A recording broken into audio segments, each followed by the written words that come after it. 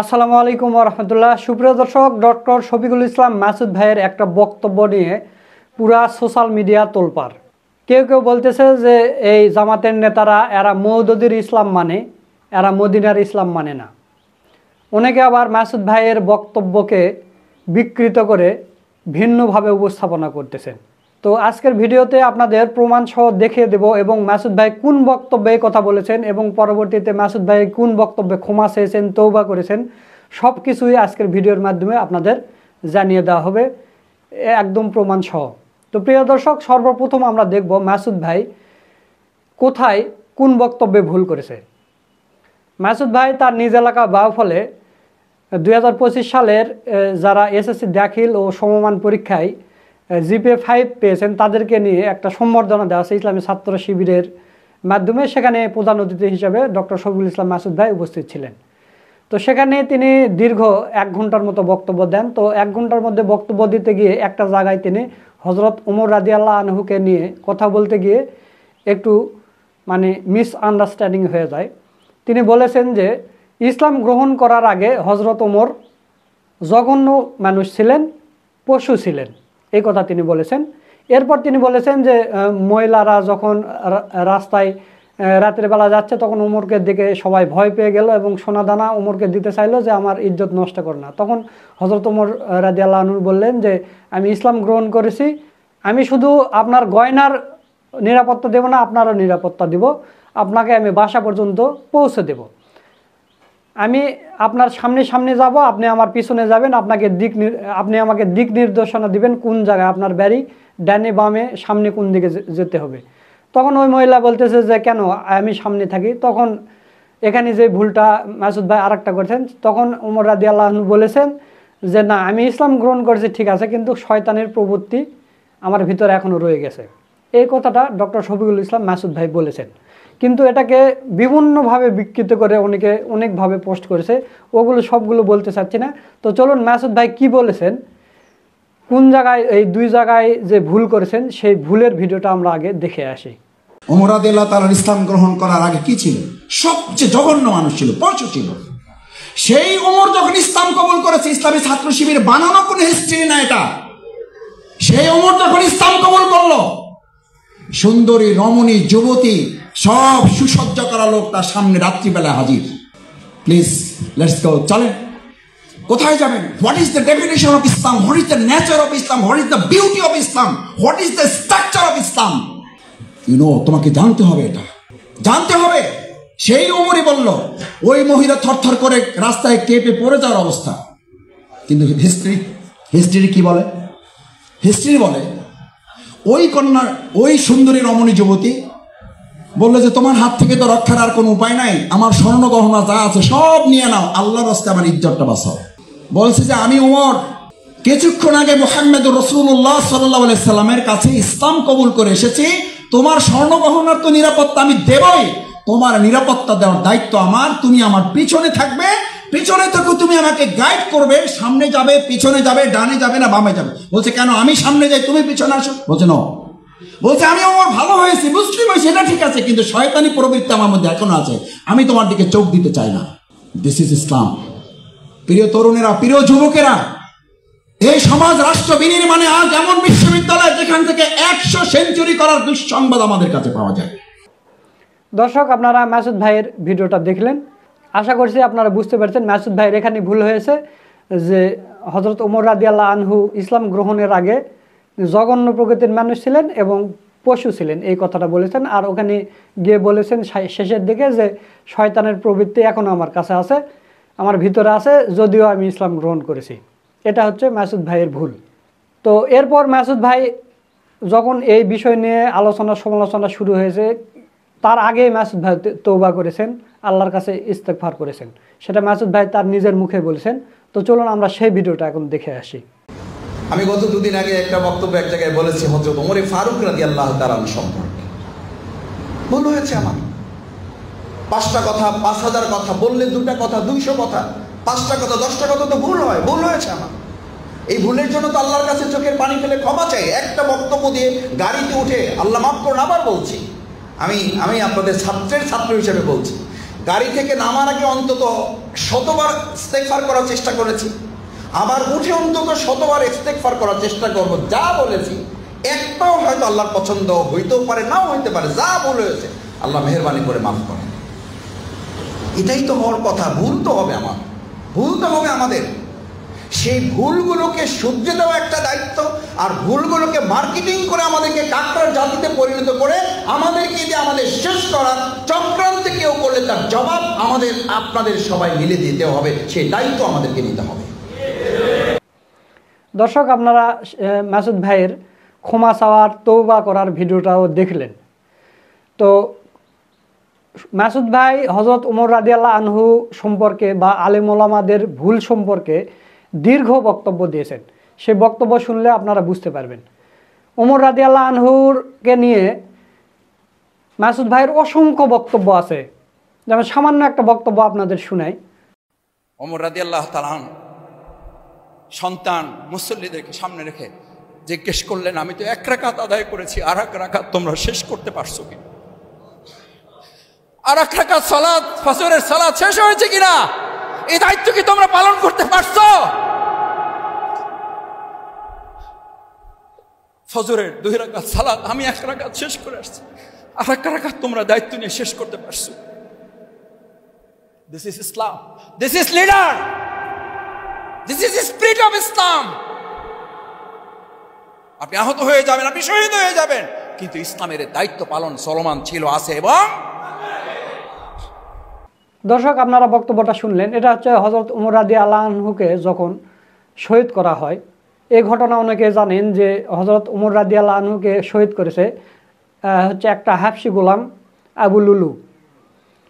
এই আবু লুলুর জন্য হযরত ওমর একটা বিচার করেছিলেন। তার মানে আবু লুলুর যে মালিক ছিল, সে হযরত ওমরের কাছে অভিযোগ করেছে যে সে ভালো টাকা পয়সা ইনকাম করে, কিন্তু আমাকে সে তার প্রতিদিনের যে পারিশ্রমিকের যে গোলাম হিসাবে দেওয়ার কথা সেই সেটা দেয় না। তখন হযরত ওমর ওই আবু লুলুর সাথে দেখা করলেন এবং বলল যে তুমি কি করো? তখন বলে যে আমি কর্মকার, আমি হচ্ছে চাকি বানাই, আটা পেশিয়া বানাই, অনেক কিছুই বানাই। তখন হযরত ওমর বলল, তাহলে তো তোমার এই কর আর একটু বাড়তে হবে, তোমার মুনিব আমার কাছে হচ্ছে অভিযোগ করেছে, তুমি এই কর একটু বাড়িয়ে দিও, আর আমাকে একটা আটা পেশা একটা চাকনি বানিয়ে দিও। তখন ওই আবু লুলু বলেছিল যে আপনাকে এমন একটা চাকরি বানিয়ে দেব যে সারা জীবন এটা মনে থাকবে, ইতিহাসের খাতায় লেখা থাকবে। তো তখন হযরত ওমর মনে মনে ভাবছিল সে কি আমাকে হত্যার হুমকি দিল নাকি। তো এরপর পর্যায়ক্রমে আবু লুলু, সে তো অমুসলিম ছিল, সে চাদরের ভিতরে 20 মাকা তরোয়াল নিয়ে ফজরের সময় সে হযরত ওমরের পিছনে দাঁড়ায়, হযরত ওমর ইমামতি করতেছে নামাজের সময়, 1 রাকাত নামাজ হতেই সে হযরত ওমরকে আঘাত করে। পরবর্তীতে সাহাবীরা যখন চারিদিক থেকে তাকে ঘিরে ফেলে এবং একটা চাদর দিয়ে তাকে এরকম মুড়ে নেয়, তখন সে বুঝে যে আমার তো আর যাওয়ার পথ নেই। তখন সে নিজের তরোয়াল দিয়ে নিজেই এখানে গলার ভিতরে দিয়ে সে আত্মহত্যা করে মারা যায়। তারপরে হযরত ওমর রাদিয়াল্লাহু আনহু 3 দিন বেঁচে ছিলেন। তো সেখানে হযরত ওমরকে একটু সরিয়ে রেখে বাকি 1 রাকাত নামাজ, 2 রাকাত নামাজ সম্পন্ন করা হয়। তো সেই কাহিনীটাই ডক্টর শফিউল ইসলাম মাসুদ ভাই এখানে বলেছেন, এবং এছাড়াও অসংখ্য তার বক্তব্য আছে হযরত ওমরকে নিয়ে।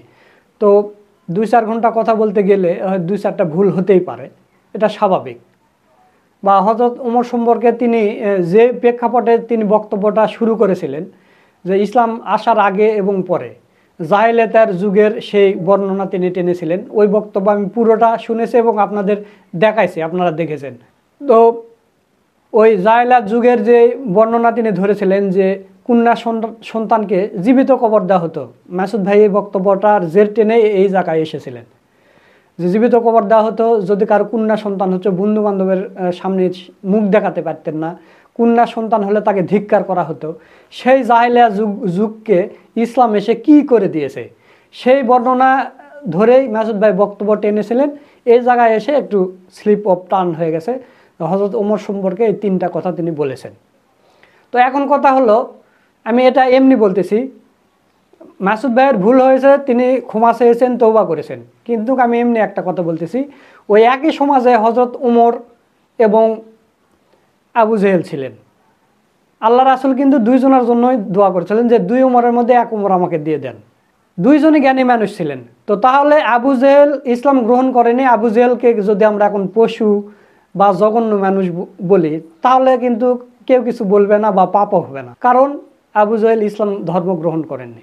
তো মাসুদ ভাই এই জিনিসটা বোঝানোর জন্যই এই কথাটা স্লিপ অফ টান হয়ে গেছে। তো প্রিয় দর্শক, এরপর মাসুদ ভাই যে আলেম ওলামাদের নিয়ে যে জামাত ইসলামের যে সমাবেশটা হয়েছে, যেখানে তিনি ভুল স্বীকার করেছেন, সেখানে কিন্তু মানে অতি গুরুত্বপূর্ণ কথা বলেছেন। তো দর্শক, আপনাদের প্রতি অনুরোধ রইল আপনারা মাসুদ ভাইয়ের এই বক্তব্যটা পুরোটা শুনবেন।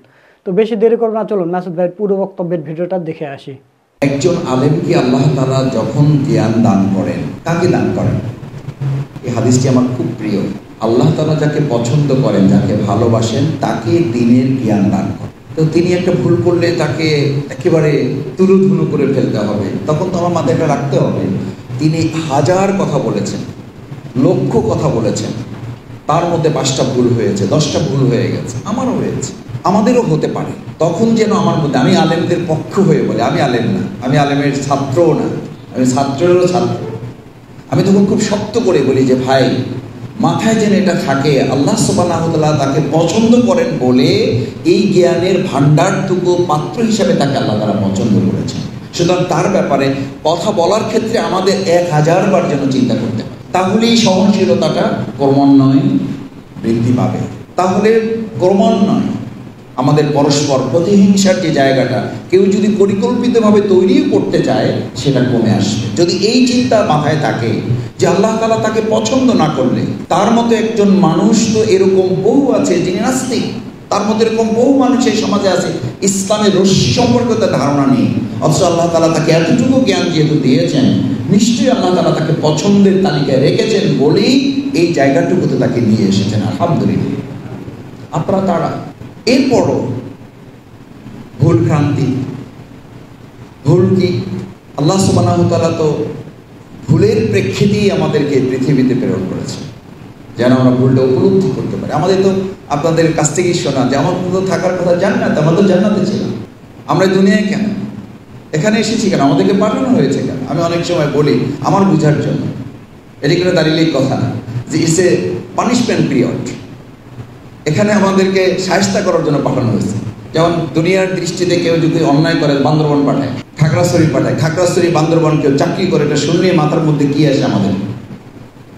সামথিং হ্যাপেন, কোনো একটা প্রবলেম হয়েছে। এই দুনিয়া সম্পর্কে রাসূল করিম সাল্লাল্লাহু আলাইহি সাল্লামের বক্তব্য কি? এই দুনিয়া সম্পর্কে বক্তব্য কি? আর দুনিয়া সিজদুল মুমিনিন। আপনি যদি ইমানদার হন, আমি যদি ইমানদার দাবি করি, তাহলে একটু কারাগারে আছে। তো কারাগারে কে থাকে? আমি যেখানে কথাগুলো আলোচনা করতাম নিজেদের বোঝার জন্য, কারাগারে কে থাকে? কারাগারে সব এটা বলে আমি ডাক্তার, আমি ইঞ্জিনিয়ার, আমি মুহাদ্দিস, আমি মুফতি, এটা বলে।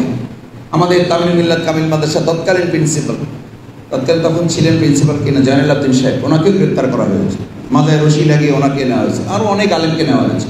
তো সেখানে তো কর্তৃপক্ষ বলেন নাই মুফতি সাহেব আসেন, আলেম সাহেব আসেন, এই এত নম্বর আসেনি আসেন, সব আসেন। আমি তখন বলতাম ওই ওয়াল আর ক্রিমিনালস, মানে দুনিয়ার দৃষ্টিতে আমাদের সবাইকে আসামি বানানো হয়েছে, সেই জন্য ওটাকে জেলখানা বলা হয়েছে। তো রাসূল করিম সাল্লাল্লাহু আলাইহি ওয়াসাল্লাম তো এটাকে জেলখানা বলেছেন যদি ইমানদার হয়ে যাবে। তার মানে জেলখানাটা হচ্ছে আমাদের ওখানে জেলখানায় গেটে বড় করে লেখা আছে রাখিব নিরাপদ, দেখাবো আলোর পথ। আল্লাহ সুবহানাহু ওয়া তাআলা তো দুনিয়াটাকে আলোর পথ দেখানোর জন্য এটা একটা ব্যবস্থা করেছে, যেখান থেকে যেন পরিশুদ্ধ হয়ে আমরা আবার ঢাকায় ফিরতে পারি। আমাদের যেন খাগড়াছড়িতে সবসময় থাকতে না হয়, আমাদের যেন বান্দরবনে সবসময় থাকতে না হয়। উনি যাওয়ার পর থেকেই তদবির চেষ্টা শুরু করেন। কি তদবির করেন? স্যার ভুল হয়েছে, যা হয়েছে হয়েছে, মাফ করে দেন, দিচ্ছেন তো, ট্রান্সফার মানছি তো, আসছি তো, জয়েন করছি তো, আনুগত্য করছি তো, এবার আমার বউ ছেলে মেয়ে সব ফলাই রেখে চলে আসছে। আমার তো থাকার জায়গা, আমার থাকার জায়গা ঢাকা, আমার ওখানে একটা ফ্ল্যাট আছে, ওখানে একটা প্লট আছে, ওইটা ছিল আমার স্থায়ী ঠিকানা। ভুল কর্মে আমি আসলে একটা কাজ করে ফেলছি, এখানে পাঠিয়ে দিয়েছি, দিচ্ছেন, মেনে নিলাম তো, কারেকশন করার চেষ্টা করেছি, এবার আমাকে ফিরাই না। আচ্ছা, আমারও তো সেই কথাই বলা উচিত, কিন্তু দেখেন আমরা কিন্তু এই চিন্তা চেতনাটা উপলব্ধি থেকে আমার মধ্যে আছে, দুনিয়াটা তো আমার ঠিকানা না, আমাকে থেকে ফিরায় না। আমি শত হাজার চেষ্টা করতেছি কিভাবে এখানে থাকা যায়, শুধু থাকা যায় না, আরো কিভাবে স্থায়ী করা যায়। অথচ এটা পানিশমেন্ট জায়গা, অথচ এটা কারেকশনের জায়গা, অথচ এটা মূল জায়গায় পৌঁছার একটা মাঝখানে শুধু সেতু তৈরি করে দিয়েছেন আল্লাহ সুবহানাহু ওয়া তাআলা। সুতরাং আমি আপনাদের কাছে প্রথম অনুরোধ করতে চাই, জাতির এই কর্ণধার হিসাবে আল্লাহ সুবহানাহু ওয়া তাআলা যাদেরকে নির্ধারিত করেছেন, আমরা যেন জাতির সামনে এই মেসেজটা, এই আহ্বানটা, এই দাওয়াতটা পৌঁছাতে পারি। আসুন আমরা আল্লাহ সুবহানাহু ওয়া তাআলার কাছে যেখানে ছিলাম, যে জান্নাত আমাদের ঠিকানা, সেখানের উপযুক্ত হয়ে যেন আবার আল্লাহ তাআলা আমাদের ফিরে যাওয়ার তৌফিক দান করেন। সম্মানিত উলামায়ে কেরাম, আমি মহাগ্রন্থ আল কোরআনের একটি আয়াত আমার ছাত্র জীবন থেকে আমার মধ্যে একটা আলোড়ন তৈরি করেছে। সবগুলো আয়াত আমাদের জন্য গুরুত্বপূর্ণ। বিসমিল্লাহির রহমানির রহিম। ওয়া মান লাম ইয়াহকুম বিমা আনজালাল্লাহু ফাউলাইকা হুমুল ফাসিকুন। আর কয়েক জায়গা আছে সূরা মায়েদার, সম্ভবত এটি 47 আয়াত হবে, আপনাদের সকলেরই মুখস্থ, যে তোমাদের মধ্যে যারা আল্লাহর দেয়া বিধান, আল্লাহর দেয়া আইন, আল্লাহর দেয়া শাসন অনুযায়ী বিচার ফায়সালা সম্পন্ন করে না, তারা হচ্ছে ফাসিক। অন্য জায়গায় জালিম বলা হয়েছে, অন্য জায়গায় কাফির বলা হয়েছে। এই যে জালিম, কাফির, ফাসিক বলা হয়েছে, আমি যখন কোর্টে থাকি, মানে কোর্টে যখন আমরা 4.5 বছর বা বিভিন্ন এই 17 বছর থেকেছি, আচ্ছা আমাদের কোর্ট কি আমাদের আল্লাহর আইনে চলে? আমাদের সালফে সালিহিনগণ বলেন, ওলামায়ে কেরামগণ বলেন, আল্লাহর জমিনে আল্লাহর দ্বীন প্রতিষ্ঠিত নেই। এই অবস্থা দেখেও যদি তোমার চেহারার পরিবর্তন না ঘটে, চেহারা পরিবর্তন মানে ফুরফুর মেজাজে আছি, চিন্তা ভাবনায় খাইয়ে পরে ভালোই তো আছে, আলহামদুলিল্লাহ, আল্লাহ ভালো রেখেছেন ভাই, হ্যাঁ নিশ্চয়ই আলহামদুলিল্লাহ, কিন্তু আমার মধ্যে একটা তীব্র ক্ষোভ এবং প্রতিক্রিয়া সবসময় থাকবে, যে জমিনে আমি বাস করি, যে আল্লাহর নিয়ামত আমি ভোগ করি, সেই জমিনে এখনো আল্লাহর শাসন দিয়ে এই জমিনটা পরিচালিত হচ্ছে না। এই ক্ষোভ, এই প্রতিক্রিয়া, এই ক্ষুব্ধ মনোভাব যদি আমার মধ্যে না থাকে, এই ক্ষোভ এবং ক্ষুব্ধ প্রতিক্রিয়াই তো আমার বক্তব্যটাকে শানিত করে। আমাদের অনেকে বলে, মিশরের একজন আলেম আছেন, আরো কয়েকজন আলেম আছেন, দেখবেন ওনাদের বক্তব্যের মধ্যে সবসময় একটা তীব্রতা। আমাদের দেশেরও অনেক আলেম আছে, আমরা অনেক সময় ক্ষুব্ধ হয়ে যাই। আমাদেরকে অনেকে বলেন, আমিও নিজে একটু যুক্তি দিই, যুক্তিটা ঠিক নাও হতে পারে। আমাদেরকে অনেকে বলেন, একটু কথা আস্তে বলা যায় না, একটু গুছায় গাছায় মিষ্টি মিষ্টি করে বলা যায় না। আমি তখন বলি যে ভাই, যদি আল্লাহ হায়াতে বাঁচায় রাখে, একটু সময় দেন, যদি জমিনটা দেখি যে আল্লাহর বিধান অনুযায়ী চলছে, তখন মিষ্টি মিষ্টি করে কথা আমরা বলতে পারবো চাইলে ইনশাআল্লাহ। কিন্তু যেখানে আল্লাহর জমিনটা আল্লাহর নাফরমানদের হাতে পরিচালিত, যে ঘরটাকে আল্লাহ তাআলা আপনাকে দিয়েছেন, সেই ঘরে অন্যরা পরিচালনা করে, এটা দেখার পরে কি আপনার মাথা ঠিক থাকবে? ঘরটা কিনেছেন আপনি, বাড়িটা আপনার, সেখানে আপনার যিনি গোলাম, সে আপনাকে পরিচালনা করে, আপনি স্বাভাবিক, আপনি সুস্থ। যদি তাই না হয়, তাহলে আপনি আল্লাহর কি গোলাম? আমি আল্লাহর কি গোলাম? যে আল্লাহ তাআলা এই জমিনটার মালিক, তার কথার বাইরে একটা গোলাম আমাদেরকে পরিচালনা করছে, আল্লাহর গোলামদের তৈরি করা মতবাদ আমাদেরকে পরিচালনা করছে। অথচ আমরা বলছি যে আমাদের কথায় যেন ক্ষিপ্রতা না থাকে, অথচ আমরা বলছি আমাদের কথার মধ্যে যেন শান না থাকে, অথচ আমরা বলছি আমাদের কথার মধ্যে যেন তীব্রতা প্রচলিত না হয়, আমরা যেন সফটলি সব কিছু ডিল করি। নিশ্চয় করো। আমাদের একজন ভাই বলেছেন, মসজিদে সব কথা বলা যায় না। মসজিদে যদি সব কথা বলা না যায়, মসজিদে যদি আল্লাহর বিধানের কথা উল্লেখ করা না যায়, আমাদের ওই যে বলতাম ছোটের সময় যে মসজিদে কথা বলা যাবে আসমানের, আর কথা বলে জমিনের নিচে, মাঝখানের কোনো কথা বলতে পারবেন না। তাহলে আপনি শুধু ভালো আলেম না, তাহলে আপনি সবার পছন্দের আলেম। অথচ সবার পছন্দের আলেম হওয়ার জন্য প্রচেষ্টা চালানো সুন্নাহ বিরোধী। আমি খুবই দুঃখিত, রাসূল করিম সাল্লাল্লাহু আলাইহি ওয়াসাল্লাম যাকে উসওয়াতুন হাসানা, পারফেক্ট ওয়াজ নেভার, দুইজন নবী ছাড়া এমন কাউকে ব্যতিক্রম পাবেন না যাদেরকে ওই সমাজের, ওই সময়ের সকল মানুষ সম্মান করত। Perfect was never honoured by all his countryman. আমাদের প্রিয় নবী মুহাম্মদ রাসূলুল্লাহ সাল্লাল্লাহু আলাইহি ওয়াসাল্লাম যতক্ষণ পর্যন্ত তিনি ইসলামী রাষ্ট্রের বিনির্মাণের কাঠামোর কথা বলেন নাই, ততক্ষণ পর্যন্ত ওই সমাজের সবচেয়ে প্রতিপক্ষ, তার নাম কি দিয়েছিল? আলামিন দিয়েছিল। সবচেয়ে প্রতিপক্ষ, আমানতটা তার কাছে গচ্ছিত রাখতেন, সব ঠিকঠাকই ছিল, শুধু বাদটা সাধলো কোথায়, শুধু বিপত্তিতে কোথায় বাঁধলো? যখন তিনি বললেন মসজিদ যার আইনে চলে, তার আইনেই এই সমাজটাও চলবে। কই, তখন তো তারা বললেন আপনি আলামিন, ঠিকই আছে, সব ঠিক আছে, আপনি এই কথা বলতে পারবেন, কোনো অসুবিধা নেই। তখন তো আপেল, কমলা, খেজুর, আঙ্গুর, গরু, ছাগল, হাঁস, মুরগি এইসব তার কাছে পৌঁছায় নাই, পৌঁছেছে তো পাথর। তার দিকে তো পাথর ছুঁড়ে মারা হলো। ওই সেই লোকেরা, যেই লোকেরা তাকে আলামিন উপাধি দিয়েছিল। তাহলে পার্থক্যটা কি? পার্থক্যটা হচ্ছে যেই কালিমা দিয়ে আজকে ভিক্ষা করা হয়, ওই একই কালিমার জন্য আবার ফাঁসিও দেওয়া হয়। ভিক্ষা করা হয় না। আপনি এখনই গ্রামে মাঝে মধ্যে আমরা তো ছাত্র সময়ে মানে মানুষের কাছ থেকে সহযোগিতা উঠাতাম, মাহফিলের জন্য, মাদ্রাসার জন্য, আমাদের কোনো প্রোগ্রাম থাকলে আমরা যেতাম। এই কোনো লোক খুঁজে পাবেন না, আপনি শুধু গিয়ে দরজায় একটা ডাক দেবেন, কালিমাতু লা ইলাহা ইল্লাল্লাহ মুহাম্মাদুর রাসূলুল্লাহ, দেখবেন মা, বোন, ভাই, চাচা, দাদা, খালু, নানা যে থাকুক কিছু একটা নিয়ে বেরিয়ে আসবে। আচ্ছা, এই একই কথা বলতে বলতে আপনি বঙ্গভবনের সামনে দিয়ে, গণভবনের সামনে দিয়ে, এখন যমুনার সামনে দিয়ে আরবিতে না বলে বাংলায় বলতে বলতে যাবেন। যদি ওই সেনাবাহিনী, যদি ওখানকার নিরাপত্তা বাহিনী বুঝে শুনে এটা উপলব্ধি করে, আর আপনি যদি বুঝে শুনে এটা বলেন, আমি ঘোষণা করতেছি আব্দুর রহিম, আমি আল্লাহর গোলাম, স্পষ্ট ঘোষণা করে যাচ্ছি এই যমুনার সামনে দিয়ে, এখানে প্রধান উপদেষ্টা আছেন, লা ইলাহা ইল্লাল্লাহ, আল্লাহ ছাড়া কারো আইন মানি না এবং কোনো আইন চলতে পারে না। ইল্লাল্লাহ মুহাম্মাদুর রাসূলুল্লাহ, মুহাম্মাদুর রাসূলুল্লাহ যে বিধান নিয়ে এসেছেন, রসুল হিসাবে তিনি হচ্ছেন এটার একমাত্র বাস্তবায়নকারী এবং তাকে আমরা বিশ্বাস করি। দেন 200 টাকা, দেন 200 টাকা দেন, সেনাবাহিনীর লোক, র্যাবের লোক আছেন, দেন 500 টাকা দেন। 500 টাকা 200 টাকা দূরের কথা, আগে আসেন। আপনি আইনই মানেন না, আপনি প্রফেসর সাহেবের আইন মানেন না, আপনি মানবেন একমাত্র আল্লাহর আইন, আর আপনারা 200 টাকা দেবো, আসেন আগে, 200 টাকা দেবো তো আসেন। What is the difference between stage? পার্থক্যটা কোথায়? সেই জন্য এখন আমাদের এই সমাজ রাষ্ট্রে ওলামায়ে কেরামগণের এই সময়টাকে কাজে লাগানোর 3টা কথা বলে আমি শেষ করে দেব। নাম্বার 1, নিজেকে প্রস্তুত করা প্রয়োজন। আমি এই সমাজের যে বর্তমান একটা নিয়ামত আল্লাহ সুবহানাহু ওয়া তাআলা দিয়েছেন, এটাকে ধারণ করতে পেরেছি কিনা, আমি এটা উপলব্ধি করতে পারছি কিনা, যে আজকে দাড়িওয়ালা, টুপিওয়ালা আলেমদেরকে বিভিন্নভাবে ব্যবহার করে আমাদেরকে কাকড়ার মতো করে তৈরি করার ক্ষেত্রে যারা নেপথ্য থেকে ভূমিকা পালন করেছেন। আমাদের দেশে একটা পত্রিকা আছে, যে পত্রিকাটা এক সময় জনকণ্ঠ, বিগত 17 বছর কেউ পড়তে চাইতো না। এই পত্রিকার ভিতরেও দেখতেন ইসলাম ও জীবন আলোচনা আছে না নেই? শুক্রবারে তো, প্রতি জুমাবারে তো পড়তোই, বিভিন্ন সময় তারা লিখতো। আমি তাদের একজন খুব ঘনিষ্ঠ পত্রিকার জিজ্ঞেস করতাম যে ভাই ঘটনাটা কি? সম্মানিত ওলামায়ে কেরামগণ, নিজেকে প্রস্তুত করতে হবে, এই জন্য বলছি যে ভাই, জনকণ্ঠে ইসলাম ও জীবন পাতা রাখতে হবে, এই সিদ্ধান্ত আপনারা কোন সাহস করে নিলেন এবং কোন টার্গেটে নিয়েছেন?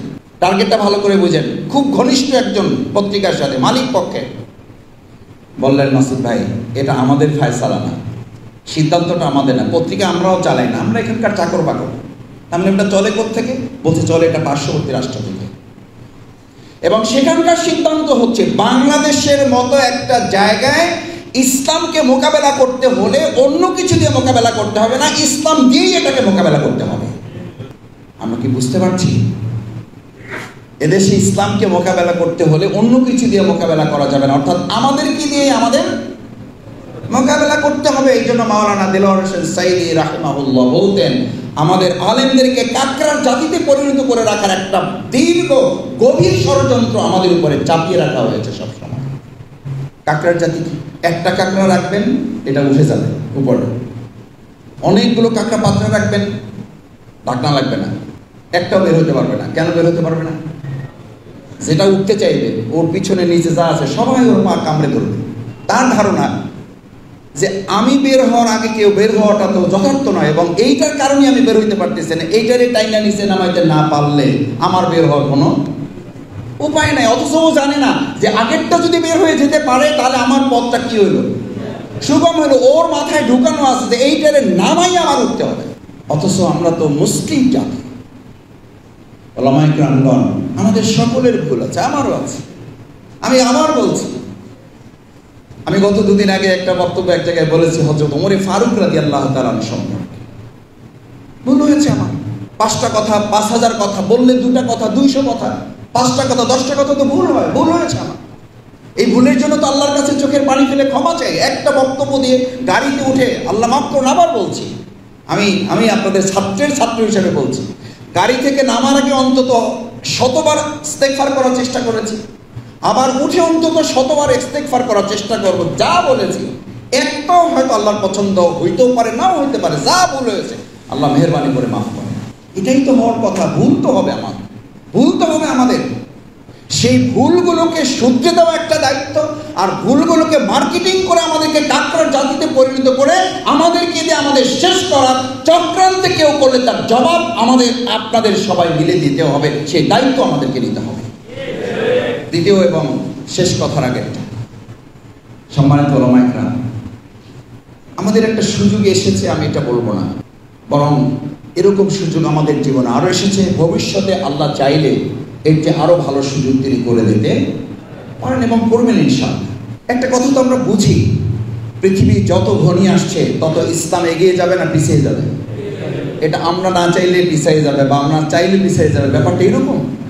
প্ল্যানটা আমাদের না, আল্লাহ সুবহানাহু ওয়া তাআলা। আপনি, আমি, আমরা কেউ যদি এটার জন্য কাজ না করি, আল্লাহর কাছে লোকের অভাব আছে। ফাআলুল লিমা ইউরিদ ইন্না বাতশা রাব্বিকা লাশাদীদ ইন্নাহু হুয়া ইউবদি ওয়া ইউঈদ ওয়া হুয়াল গফুরুল ওয়াদুদ যুল আরশিল মাজিদ ফাআলুল লিমা ইউরিদ। তিনি যা ইচ্ছা তাই করেন। আমাদের চরম প্রতিপক্ষরাও বিশ্বাস করে। আমি বলেছি, শেখ হাসিনা তার ঠিক আগের দিন, যেদিন পালিয়ে যাবে তার আগের দিন তার সকল সভা সংসদ যারা শেষ ঠিকানা তাদের ডেকে বলেছেন পরিস্থিতি ভালো না, আল্লাহর কাছে দোয়া করেন। দেখেছেন, এটা দুনিয়ার নিয়ম। ফেরাউনের সম্পর্কে আপনারা কি বলেন? ওই বেচারাও দিনের বেলা বলতো আনা রব্বুকুমুল আ'লা, আর রাত্রিবেলা আল্লাহর কাছে কি বলতো যে আল্লাহ যা বলি আপনারা তো আমি মানি, তো দিনের বেলা আমি এগুলো বলি, কিন্তু রাত্রিবেলা তো আপনি আমার মনিব, আপনি আমার রব। এই জন্য আমাদের দেশের এই ফেরাউন যারা, এরাও বলতো যে আমার ঘরে একটা জানামাজ আছে, আমি তাহাজ্জুদ পড়ি, আমি সবার আগে সকালবেলা কোরআন পড়ে তারপর আমার দিনের কাজ শুরু করি। কারণ এই সভ্য ফেরাউনেরাও মানে যে এক শক্তির কাছে আমাদেরকে পরাজয় বরণ করতে হয়। 2005 সালে আমাদের চরম প্রতিপক্ষরা বিশ্বাস করে ওদিনের বিজয়টা আমাদের অর্জিত নয়, ওদিনের বিজয়টা লাখো আলেমের ত্যাগ, কোরবানি, নির্যাতন, ফাঁকি, রক্ত, চোখের পানি, ঘাম, রোজা, তাহাজ্জুদ এসবের উপরে আল্লাহর দেওয়া বিজয়। যে আল্লাহ তাআলা 2005-এর ওই বিজয়টুকু দিতে পারেন, সেই আল্লাহ সুবহানাহু ওয়া তাআলা চূড়ান্ত এবং পূর্ণাঙ্গ বিজয় এই বাংলাদেশে দিতে পারেন না। শেষ কথা, সেই বিজয় কখন আসবে? সেই বিজয় তখন আসবে, ইন্নাল্লাহা লা ইউগাইয়িরু মা বিকওমিন হাত্তা ইউগাইয়িরু মা বিআনফুসিহিম। এই জাতির পরিবর্তন তখন হবে যখন আমরা আমাদের পরিবর্তনের জন্য নিজেদেরকে সিদ্ধান্ত গ্রহণ করব। আল্লাহ কার উপরে জয় বিজয় কোনোটা চাপিয়ে দেন না। যদি চাপিয়ে দিতেন, প্রিয়নবী মুহাম্মদুর রাসূলুল্লাহ সাল্লাল্লাহু আলাইহি ওয়াসাল্লামের বিজয়টা মদিনায় হতো না মক্কায় হতো? হলো না কেন? মক্কায় না হয়ে তার জন্মস্থান তিনি তো ছাড়তে চাননি। মুহাম্মদ রাসূলুল্লাহ সাল্লাল্লাহু আলাইহি ওয়াসাল্লাম যেতে চান নাই। ওহী নাযিলের আগ পর্যন্ত তিনি এটা পছন্দ করেন নাই। তিনি তার ঠিকানায় থাকতে চেয়েছেন এবং ওহী নাযিলের পরেও তিনি বারবার তাকিয়েছেন, আমার প্রিয় মক্কা, আমি চেয়েছিলাম বিজয়টা এখানেই হোক, আমি চেয়েছিলাম এখানেই থাকি, যত নির্যাতনে প্রিয়, কিন্তু আমার রব, আমার মনিব, আমার আল্লাহ সুবহানাহু ওয়া তাআলা, আমার প্রভু নির্দেশ দিয়েছেন তোমাকে ছেড়ে যাচ্ছি, আবার আসবো তোমার কাছে। কেন হয় নাই? মদিনায় কেন হয়েছে? হয়েছে এই জন্য জাতি হিসেবে তারা নিজেদেরকে আগে পরিবর্তনের জন্য প্রস্তুত করেছে। এই জাতি প্রস্তুত করার যারা কারিগর তারা আমাদের সামনে বসে আছেন। শ্যামপুর, কদমতলী, যাত্রাবাড়ি অংশ, ঢাকা 4 আসন বলে কথা নেই, আল্লাহর জমিন। এই প্রত্যেকটা ইঞ্চি মাটি প্রস্তুত করার জন্য যারা কারিগর হিসাবে এখানে বসে আছেন, আমি তাদের কাছে অনুরোধ করতে চাই। আমার চোখের সামনে ভাসে জুলাই আগস্টের গণ অভ্যুত্থানে গোটা বাংলাদেশ যখন অগ্নিগর্ভ, তখন এই যাত্রাবাড়ির এই দোলাইপাড় মোড় যারা দখলে রেখে সাদা জামা, পাগড়ি, টুপি দিয়ে সাদা ধবধবে একটা যাত্রাবাড়ি তৈরি করে ফ্যাসিস্টের বিরুদ্ধে দাঁড়িয়ে প্রথম যাত্রাবাড়ি মুক্ত ঘোষণা করা হয়েছিল, তারাই সিদ্ধান্ত নেবে বাংলাদেশে বিজয়ের জন্য, তারাই আগামী দিনে ভূমিকা পালন করবে। কিন্তু দুর্ভাগ্য কি জানেন? জুলাই সনদে আপনারা নাই। ইতিমধ্যেই জানিয়ে দেওয়া হয়েছে আপনারা সব সময় সিঁড়ি হবেন, আপনারা সিঁড়ি দিয়ে উপরে উঠতে পারবেন না। আচ্ছা, আমি ওলামায়ে কেরামগণের কাছে বিনয়ের সাথে জানতে চাই, আমরা কি শুধু সিঁড়ি হওয়ার জন্য আসছি, নাকি সিঁড়িতে উঠে জায়গা মতো পৌঁছার দায়িত্ব নিয়ে আমরা এসেছি?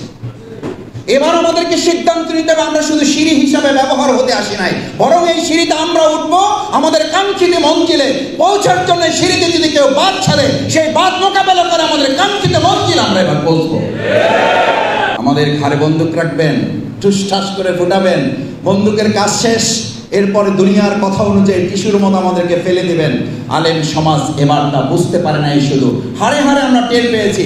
এবার আমরা বলতে এসেছি, মোল্লার উসিলায় সিন্নি খান, মোল্লা চেনেন না। এবার আমরা আগাম বলে দিচ্ছি, সিন্নি খাইতে হলে মোল্লা চিনি, তারপর সিন্নি খাইতে হবে।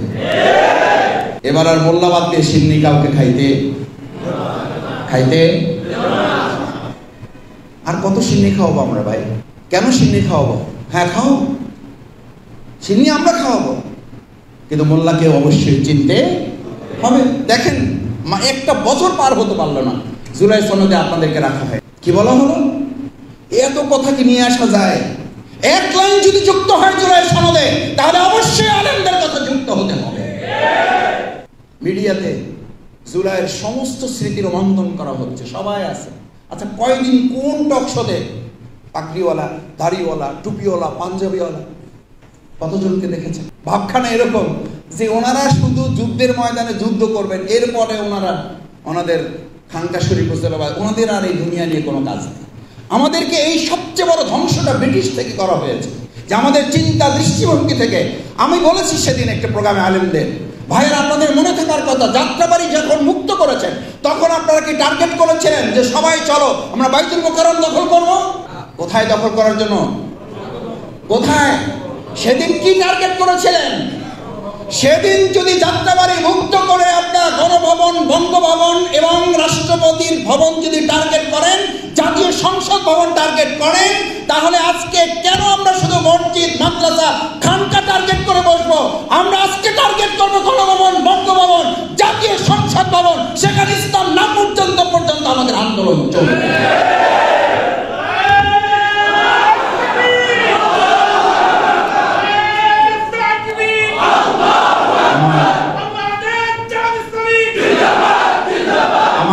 ওলামায়ে কেরামগণ, শেষ কথা এটুকুই বলতে চেয়েছিলাম, সেদিন যদি আমরা জাতীয় মসজিদ বাইতুল মুকাররম টার্গেট না করে দুনিয়ার বিজয়ের প্রশ্নে, আল্লাহর দ্বীন বিজয়ের প্রশ্নে, মানুষের জনগণের অধিকার আদায়ের প্রশ্নে যদি আমরা সংসদ ভবন টার্গেট করি, আজকে এই একই কথা মসজিদে বলার কারণে যদি আমার ইমামকে কেউ ধমকায়, এই ধমকের জবাব দেওয়ার জন্য আমরা সেখানে বাকবিতণ্ডায় জড়াবো না। আমরা এমন জনমত তৈরি করবো, এই কথা বলারই আর কেউ সাহস করতে পারবে না। আমরা ওলামায়ে কেরামকে মানসিক সেটালা প্রাচীর রক্ত করে তুলব, আমাদের জামা টানা সাহস করতে চাইবে না। আমি অনেক সময় বিগত 15 বছরে বলেছি, আমার জামা টেনে লাভ হবে না। ওনারাই দাওয়াত দিয়ে নিয়ে যেত, এরপর কথাবার্তা করে শুরু করতাম, সভাপতি তো সামনে বসা,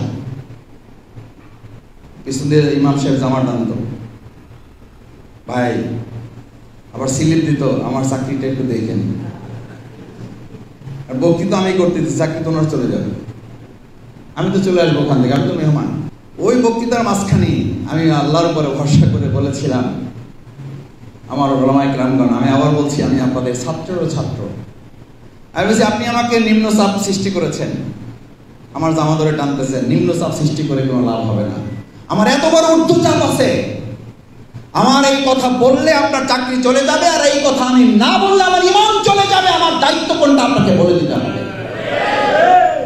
আমরা যদি মসজিদ ভিত্তিক এরকম একটা তীব্র ব্যাকডোর করে তুলতে পারি, একটা ঘাঁটি তুলতে পারি, যে একটা মসজিদ মানে একটা মসজিদ না, মসজিদ মানে একটা দুর্গ। মসজিদ ভিত্তিক একটা সমাজ যখন হবে, তখনই শান্তি প্রতিষ্ঠিত হবে। সেই মসজিদ, সেই মাদ্রাসা, সেই খানকার, সেই সম্মানিত জায়গাগুলো, যারা মূল পরিচালিকার শক্তি আল্লাহ যাদেরকে বিরাট নিয়ামতের অধিকারী করেছেন, তারা আমার সামনে বসা। আসুন, আপনাদের এই জায়গাগুলো থেকে আওয়াজ তোলা মানে শুধু ওই জায়গার আওয়াজ না, আপনাদের এই জায়গাগুলো থেকে আওয়াজ তোলা মানে হচ্ছে 18 কোটি মানুষের কর্ণকুহরে পৌঁছে দেওয়ার এক একটা হর্নের মতো করে ভূমিকা পালন করা। সেই হর্ন আপনারা, সেই মাইকের ইউনিট আপনারা, সেই মাইকের স্পিকার আপনারা। আপনাদের এখান থেকে একটা কথা বলা মানে এটি পঞ্চগড়ে পৌঁছে যাবে, আপনার একটা কথা এখান থেকে তেঁতুলিয়ায় পৌঁছে যাবে, আপনার এখান থেকে একটা কথা পাথুরিয়ায় পৌঁছে যাবে, আপনার এখানকার একটা কথা গোটা বাংলাদেশ ছাড়িয়ে গোটা বিশ্বের মানুষের দরবারে পৌঁছাবে যে এবার বাংলাদেশ আওয়াজ তুলেছে এবং সেখানে এবার ইসলামের বিজয় কেউ ঠেকাতে পারবে না ইনশাআল্লাহ। আল্লাহ সুবহানাহু ওয়া তাআলার কাছে সেই তৌফিক কামনা করে আপনারা যারা কষ্ট করে সেই সকাল থেকে আমাদের সোহবত দেওয়ার আমাদেরকে সুযোগ করে দিয়েছেন, আপনাদের সাহচর্যে আমাদের থাকার কিছুটা সময় আমাদেরকে আপনারা বরাদ্দ করেছেন, আল্লাহ সুবহানাহু ওয়া তাআলা আজকে এখানে একত্রিত করেছেন মেহেরবানি করে কালকে আমাদের দিন আমাদের বিচার ফায়সালা সহজ করে জান্নাতুল ফিরদাউসের যেন তিনি আমাদেরকে একত্রিত করে দেন। সকলে বলুন আমিন। আসসালামু আলাইকুম ওয়া রাহমাতুল্লাহি। সুপ্রিয় দর্শক, আপনারা ডক্টর শফিকুল ইসলাম মাসুদ ভাইয়ের ভুল করা এবং ক্ষমা চাওয়া, তৌবা করা সব কিছু ভিডিও আপনাদের দেখালাম। তো যারা মাসুদ ভাইয়ের এই বক্তব্যকে নিয়ে বিকৃতভাবে উপস্থাপনা করেছে, আপনারা এই ভিডিওটা শেয়ার করে তাদের মাঝে ছড়িয়ে দিন। এখানে কোনো কারচুপি নেই, কিছু নেই। মাসুদ ভাই কোন বক্তব্য কি বলেছে আমি কোনো কাটছাট করিনি, কিছু করিনি, সরাসরি আপনাদের সামনে তুলে ধরলাম। তো সব মিলে আজকের ভিডিওটা আপনাদের কাছে কেমন লেগেছে তা অবশ্যই কমেন্ট করে জানিয়ে দেবেন এবং এই ভিডিও সম্পর্কে আপনাদের মূল্যবান মতামত অবশ্যই কমেন্ট করে জানিয়ে দেবেন। সকলকে ধন্যবাদ। আসসালামু আলাইকুম ওয়া রাহমাতুল্লাহ।